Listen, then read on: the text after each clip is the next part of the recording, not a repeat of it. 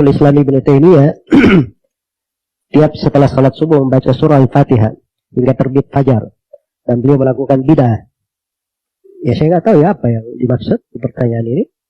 Tapi kadang perbuatan seorang alim itu dia melakukannya benar, cuma orang salah paham tentang apa yang dia lakukan. Dan masyhur dari Syekhul Islam Ibnu Taimiyah, beliau setelah salat subuh beliau duduk berzikir sampai tinggi matahari. Ketika ditanya, kenapa engkau selalu lakukan itu? Kata beliau, ini makananku. Ya, dengan ini saya ada kekuatan. Tanpa makanan ini saya tidak menjadi kuat. Dan itu beliau tidak pernah tinggalkan.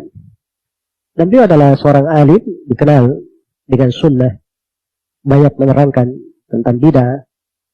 Maka tidak mungkin beliau itu membenarkan melakukan bidah pada dirinya. Kalau ada sebagian hal yang syah dari beliau misalnya, beliau lakukan, itu sama saja dengan ulama yang lain. Semua orang yang berilmu itu mungkin benar, mungkin salah. Yang dilihat apa dalilnya. Ya, siapapun dia, termasuk Syekhul Islam Ibnu Taimiyah, kalau ada ucapannya, maka harus dicocokkan sesuai dengan apa? Dengan dalil. Dan itu berlaku kepada semuanya. Berlaku kepada semuanya. Tapi ini penggambaran sebagian manusia kadang mengambil sesuatu dia nggak pahami dari para ulama itu sebagaimana mestinya. Iya. Bingung zaman sekarang mah. Seperti halnya bid'ah. Sekarang orang-orang yang sangat mengikuti Syekh Ibnu Taimiyah dan Syekh Ibnu Qayyim Al-Jauziyah, mereka itu selalu seluruh bid'ah itu sesat dan sebagainya. Tapi dia tidak mau mengkaji kitab Majmu' Fatawa Ibnu Taimiyah, tidak mau menerima di mana Syekh Ibnu Taimiyah membuat bid'ah juga, bid'ah hasanah. Kata Syekh Ibnu Taimiyah, saya punya kitabnya 20 jilid. Majmu' Fatawa Syekh Ibnu Taimiyah. Kitab-kitab Syekh Ibnu Qayyim Al-Jauziyah saya punya. Zadul Ma'ad, Jala'ul Afham, Ar-Ruh, saya punya kitab-kitabnya. Asli masih berbahasa Arab, belum diterjemahkan. Jadi kalau mau silakan baca. Begitu. Kemudian Iqtida' Shiratal Mustaqim Syekh Ibnu Taimiyah, saya punya, ada. Begitu. Jadi jangan dulu memfitnah. Kumpulkan dulu kitabnya, baca dulu kitabnya. Nah, mereka tidak mau diajak diskusi karena apa? Karena mereka akan menemukan jawaban-jawaban itu dari kitab-kitab para ulama kebanggaan mereka sendiri. Kata Syekh Ibnu Taimiyah contoh tentang bab bid'ah. Syekh Ibnu Taimiyah sendiri pakai bid'ah kok. Kata beliau, man wazaba ya hayyu ya qayyum la ilaha illa anta arba'una marrat baina sunnatil fajri wal fajri ahyallahu biha qalbah. Siapa orang yang merutinkan, mewiridkan ya hayyu ya qayyum la ilaha illa anta 40 kali, Syekh Ibnu Taimiyah menentukan bilangan sendiri 40 kali. Di antara qabliyah subuh dengan sholat subuh, waktunya juga ditentukan sendiri oleh Syekh Ibnu Taimiyah, dirutinkan lagi. Manual Pak, sudah menjadi kebiasaan, dijadikan wiridan, maka Allah akan menghidupkan kalbunya. Kita cari, silahkan cari haditsnya. Apakah Rasul pernah mengajarkan hal seperti ini? Tidak akan ketemu. 40 kali baca ya hayya qayyum la ilaha illa anta, waktunya ditentukan di antara qabliyah subuh dengan sholat subuh, rutin. Gak akan ketemu haditsnya. Ini pure, ini bid'ah hasanah Syekh Ibnu Taimiyah.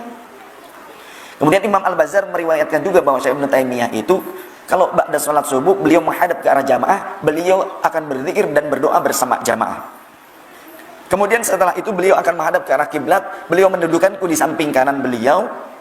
Karena Imam Al-Bazzar seorang ulama yang pada saat itu ngikut mondok juga di situ, sudah namanya ulama tapi masih mondok juga, tabarrukan bahasanya, ya.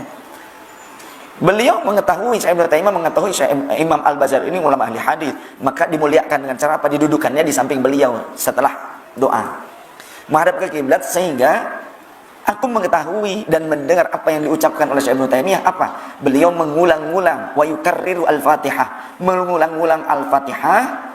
Beliau rafa'a ra'sahu ila sama, mengangkat kepalanya, menengadahkan kepalanya ke atas langit, mengulang-ulang al-Fatihah ila tulu'is syamsi, sampai terbit matahari. Ada enggak hadis di mana Rasul melakukan itu? Ada tidak? Atau mengajarkannya? Tidak ada.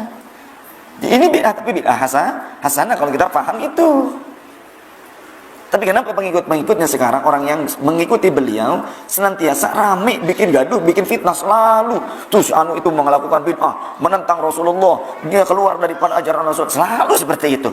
Coba kalau kembali pada kitabnya, mereka nggak mau diajak diskusi, kembali kepada kitabnya. Karena apa? Pasti terbuka kedangkalan pemahamannya. Karena di dalam kitab-kitab para ulama sendiri ada. Saya punya kitabnya, ya, belum terjemahan, masih bahasa Arab. Begitu. Dibuatlah fitnah. Oh, si fulan mah nggak bisa baca kitab. Begitu. Padahal punya kitabnya. Kalau ngaji juga pakai kitab, tapi dibilang nggak bisa baca kitab. Tapi diajak dialog nggak mau. Ayo sok dialog, baca kitab. Bareng. Begitu. Kitabnya punya nggak punya juga kitabnya. Kan aneh. Itu. Jadi hanya bisa memfitnah doang. Fitnahnya di mana? Kebanyakan di media sosial. Berkicaunya itu kebanyakan mampunya di media sosial, beraninya. Kalau diajak bertemu langsung tidak mau. Kenapa? Takut ketahuan. Ketahuan apanya? Ketahuan tidak faham. Karena kitabnya pun nggak punya. Kan begitu. Bagaimana bisa paham, kitabnya aja nggak punya? Sekalinya punya, ayo kalau memang antum faham. Oh kan sarjana Timur Tengah dan sebagainya. Oke, kita tidak Timur Tengah, kita Timur doang tanpa tengah. Tapi kumpulkan kitabnya, ayo kita diskusi. Tidak mau juga. Kenapa? Karena akan terbongkar kebohongannya. Karena di dalam kitab-kitab tersebut ada.